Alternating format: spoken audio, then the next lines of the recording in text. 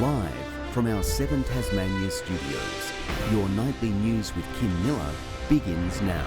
Well, pressure is building on the state government to address our youth justice system. Tasmania's Children's Commissioner releasing a report calling for the age of criminal responsibility to be raised from 10 to 14. Telling the harrowing stories of some of our most vulnerable children. I'm told the child was supplied with adult clothing that was far too big for them. It went down to their knees.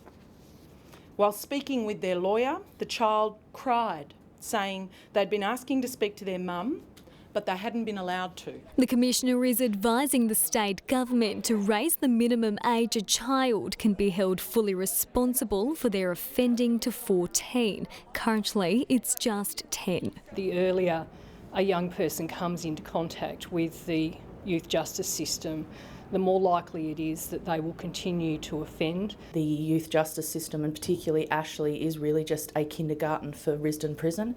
You are setting young people up to fail. The reform would bring Tasmania in line with national and international benchmarks. 14, their brain is more able to take account of the behaviour that they have exhibited, take responsibility. The Commissioner also proposing a new model focused on supporting young Tasmanians and their families. The nature of offending by young people is often driven by, as we know, well-known factors such as mental health issues, family breakdown, family violence, drugs, alcohol, poverty. But offenders under 14 wouldn't be off the hook, instead channelled away from jail and into early diversion programs. Our Attorney-General is leading our discussions with other jurisdictions on what a national approach to minimum age of criminal responsibility might look like. All eyes now on the Rockcliffe government, with multiple states and territories already starting to make the switch. Brianna Boylan, 7 Tasmania News. The new look Tasmanian Greens team has been announced after long-time leader Cassie O'Connor resigned yesterday. But a Tasmanian political commentator believes the parliamentary shake-up won't change the daily order of business. Political analysts putting the state of Tasmania's parliament frankly. The Liberals are in quite a mess, and Labor's standing has not been rebuilding all that much in the polls. But Kevin Bonham predicts Cassie O'Connor's shock resignation still won't have much of an impact. I think for the Greens, their support is probably more dependent on their brand than specific personalities, so I wouldn't expect their vote to go up or down a great deal. The Greens today confirming former Wilderness Society campaign manager Vicar Bailey will contest to fill the now vacant position in Clark.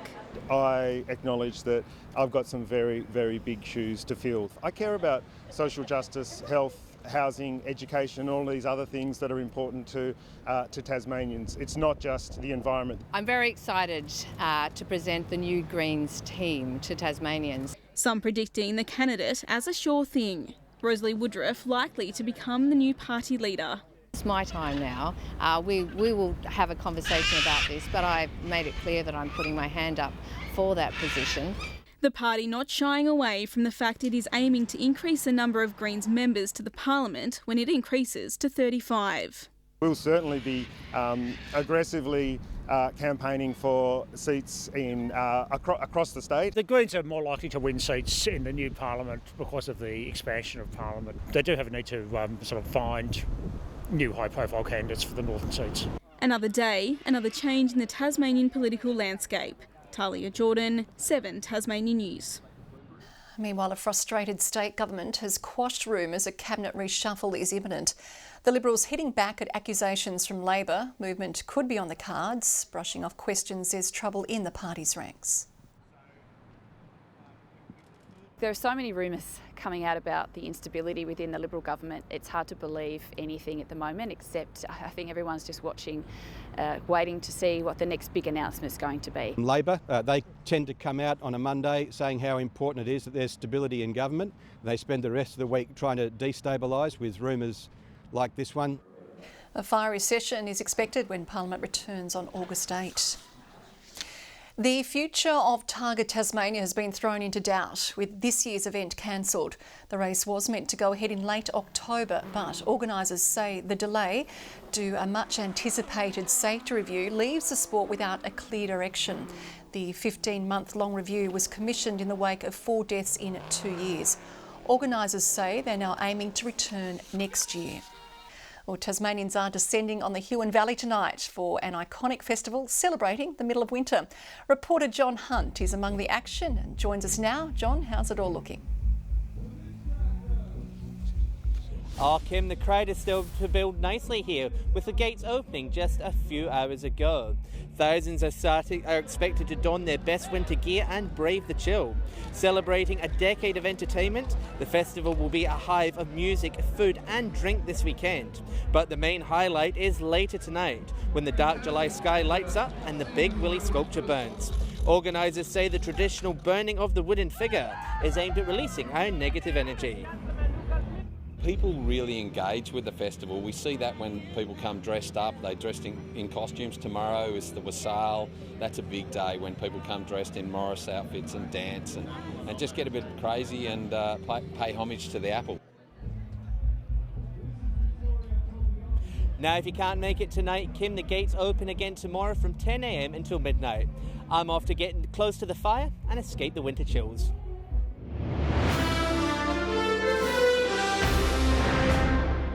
The union representing nurses has late this afternoon received a pay offer from the state government.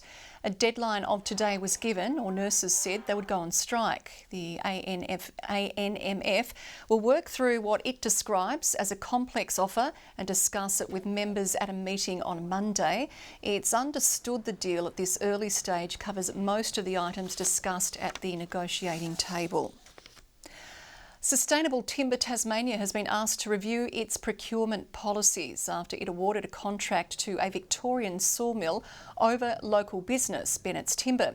That deal now paused, but the outrage the forestry sector is feeling burns on. Taxpayer money was used to put these plantations in the ground specifically to protect the Tasmanian processing sector. We now see STT saying to those sawmills, you have no preferential right. Resources Minister Felix Ellis is now in discussions with Sustainable Timber on how to ensure the best outcomes for Tasmania.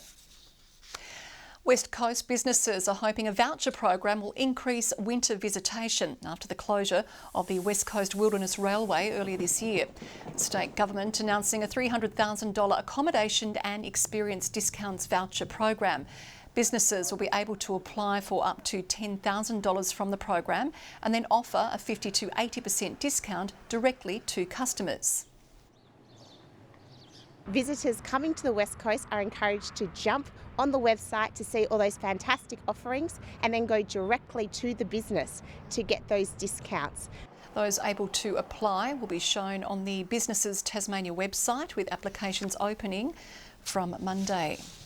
3 Tasmanian hairdressers are proving their head and shoulders above the rest, named in the top 5 colourists in the country. The talented trio is now eyeing off the top award, ready to represent Tasmania at an international level. Putting Tasmania firmly on the national stage, these skilled stylists have made it to the top 5 in Goldwell's Creative Colourist of the Year. Tassie's always really good at this competition. We definitely dominate. Stepping away from painting the heads of their loyal clients. It's nice to get a bit creative, do some looks that you don't get to do every day, so that's a lot of fun as well. The competition offering a whole new world of colour and creativity. You get to pick the colours you want to do, haircut, have a bit more creative fun with it. Creativity, that's the fun part of hairdressing, I think, these kind of competitions. Mixing in inspiration from the world around them. I love following fashion and where things are changing, and then you can pick bits and pieces that you can bring into the salon, but it's nice to do something that's a bit more out there. You don't want to copy anything, but as I said, you draw lots of inspiration from lots of different things and come up with your own ideas. Anxiously awaiting who will be booking a ticket to the US, where the national winner will test their talents against some of the world's best. It's very exciting that you could potentially be going overseas. A bit nerve-wracking. You do have to recreate it in front of a lot of people live. Victoria Easto, 7 Tasmania News. Parents are being urged to ditch disposable nappies and make the switch to reusable products. The City of Hobart now offering a 50% rebate on cloth nappies with hopes to reduce landfill. Every year in Hobart we put 450 tonnes of disposable nappies into landfill. That's about 100 garbage trucks. It's the second year the initiative has run, with councillors hoping for around 100 participants.